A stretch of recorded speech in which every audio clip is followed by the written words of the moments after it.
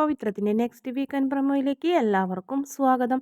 അങ്ങനെ നമ്മുടെ വിക്രം നേരെ ചെല്ലുന്നത് ബാറിലേക്ക്. അവിടെ ചെന്ന് അഭിലാഷിനെ നെഞ്ചത്ത് നോക്കി എന്നെ ചവിട്ടുന്നുണ്ട്. ചവിട്ട് മാത്രമല്ല അങ്ങനെ തന്നെ ആ ബീറൊക്കെ അയാളെ മേത്തേക്ക് ഒഴിച്ചിട്ട് സിഗരറ്റ് ലാമ്പ് കത്തിക്കുന്ന ഒരു ഭാഗമാണ് കാണിക്കുന്നത്. പിന്നീട് വേദ അച്ഛന് കേക്കൊക്കെ ആയിട്ട് സർപ്രൈസ് ആയിട്ട് ചെല്ലുന്നുണ്ട്. എന്തായാലും മാഷ് അത് മുറിക്കാൻ കൂട്ടാക്കണമെന്നില്ല.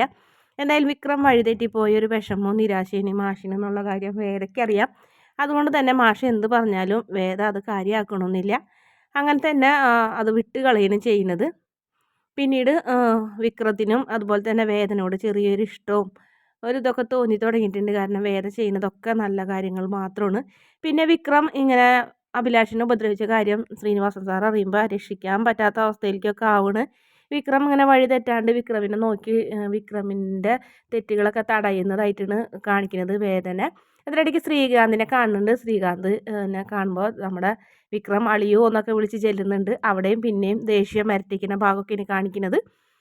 പിന്നെ വിക്രമത്തിൻ്റെ കാര്യങ്ങളൊക്കെ ആലോചിച്ച് കഴിഞ്ഞിട്ട് അമ്മ കരയുമ്പോൾ വേദന കെട്ടിപ്പിടിച്ചിട്ട് കമലാമ്മ കരയുന്നത് കമലാമ്മനെ എങ്ങനെയെങ്കിലുമൊക്കെ സമാധാനിപ്പിക്കുന്നുണ്ട്.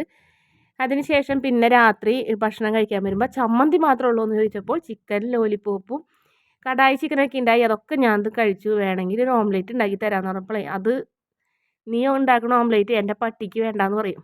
മൃഗങ്ങളെ ഞാൻ ബഹുമാനിക്കുന്നു എന്ന് പറയും. അതായത് നിങ്ങളെക്കാളും ഭേദം മൃഗങ്ങളാണെന്നൊക്കെ പറയും. അപ്പോൾ ഇതൊക്കെ അപ്പുറത്തെ റൂമിൽ കിടന്ന് കഴിഞ്ഞിട്ട് കമലാമ്മ കേൾക്കുന്നുണ്ട്. കമലാമ്മയ്ക്ക് ചിരി വരുന്നുണ്ട്. പക്ഷേ കമലാമ്മ എഴുന്നേറ്റൊന്നും വരില്ല. കാരണം അവർ രണ്ടുപേരും പരസ്പരം തല്ല് പിടിച്ചാലും മിണ്ടിയും അവരങ്ങോട്ടും ഇങ്ങോട്ടൊക്കെ സൗന്ദര്യപ്പിണക്കത്തിലായാലും അവർ അടുക്കട്ടെ എന്ന് വിചാരിച്ചിട്ട് കമലാമ്മ മാറി നിൽക്കുകയാണ്. എന്തായാലും അതിന് ശേഷം പിന്നീട് കമലാമ്മ തന്നെ വേദനയും വിക്രത്തിനെയും ഒന്നിക്കാൻ വേണ്ടിയിട്ട് ടൂർ പോകേണ്ട കാര്യങ്ങളൊക്കെ തീരുമാനിച്ച് വിക്രമിനെ വേദനയും കൂടെ ഒന്നിച്ചാക്കാനൊക്കെ നോക്കുന്നുണ്ട്. വിക്രത്തിനാണെങ്കിൽ വേദ എപ്പോഴും ഇങ്ങനെ ദേഷ്യം പിടിപ്പിച്ചു കൊണ്ടേയിരിക്കും എന്തെങ്കിലുമൊക്കെ പറഞ്ഞിട്ട്. എന്തായാലും അയാൾ അത് ശരിക്കും ആസ്വദിക്കുന്നുണ്ട്.